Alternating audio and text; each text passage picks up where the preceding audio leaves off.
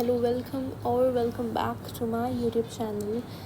And in this video we'll be solving AKU का paper of 2022 के अंदर ये पेपर हुआ था.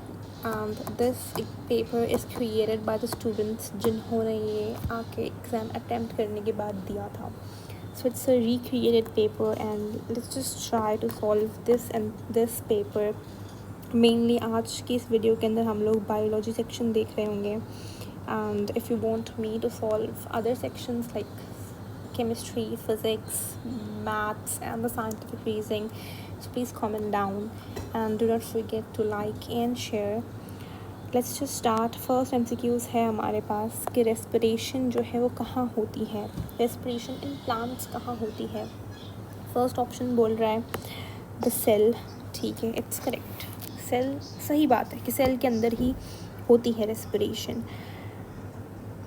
Green cells again let's just हम एक मेथड यूज़ करेंगे, इसको हम बोलते हैं हिट एंड ट्रायल मेथड.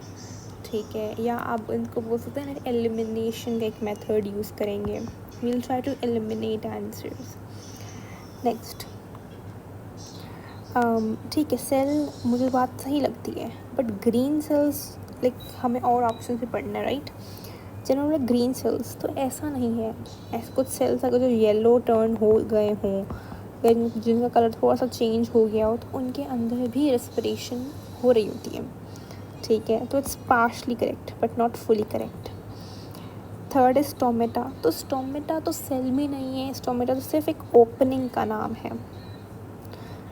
चौथा है guard cells have a lot of mitochondria to produce ATP for opening and closing of stomata. देखिए गार्ड सेल्स, बात सही है कि गार्ड सेल्स के अंदर रेस्पिरेशन होती है बट इट्स अगेन हमेशा guard cells I mean to say कि गार्ड सेल्स सही आंसर है लेकिन ये भी पार्शली करेक्ट है. ज़रूरी नहीं है. सिर्फ और सिर्फ गार्ड सेल्स के अंदर रेस्पिरेशन नहीं होती, और सेल्स भी होते हैं. लीफ के सेल हो गए, स्टेम के सेल हो गए, रूट के सेल हो गए. ठीक है, हर जो सेल है वो रेस्पिरेशन करता है क्योंकि उसे चाहिए होती है.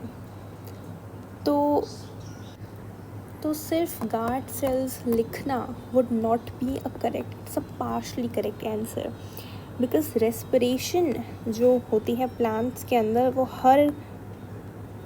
हर लिविंग सेल के अंदर होती है. हर लिविंग सेल, प्लांट के हर लिविंग सेल के अंदर रेस्पिरेशन होती है. तो यहाँ पर देखा जाए तो correct answer that would be the cell. ठीक है.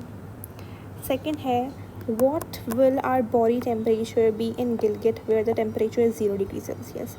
अगर हम गिलगिट चले जाएँ और वहाँ का टेम्परेचर 0 डिग्री सेल्सियस है, आपका टेम्परेचर कितना होगा, आपकी जो बॉडी है उसका टेम्परेचर कितना होगा. तो इट्स वेरी क्लियर. बात ही बहुत ही सिंपल भी है, वो ये कि यू शुड नो कि आपकी जो बॉडी है वो हमेशा एक ऑप्टिमम टेम्परेचर मेंटेन करती रहती है, that is 37 degree Celsius.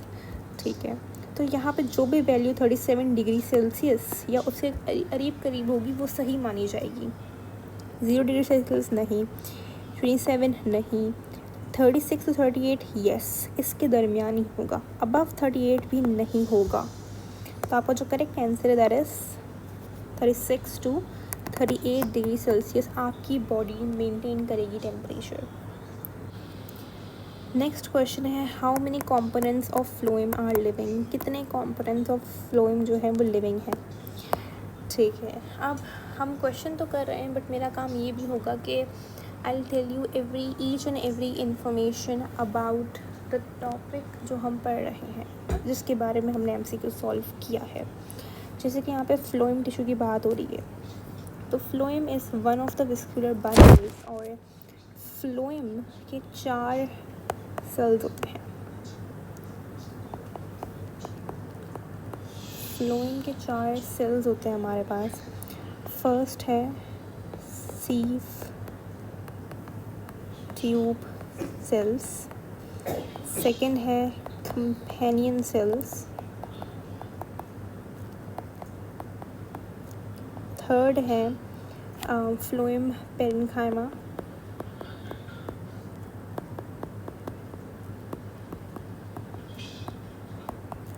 And चौथा जो फ्लोएम का सेल है दैट इज़ फ्लोएम फाइबर। ठीक है, उनमें से सीव tube cells, companion cells and phloem parenchyma, ये तीनों क्या है, लिविंग है। जो फ्लोएम टिश्यू फाइबर है ये आपका डेड होता है।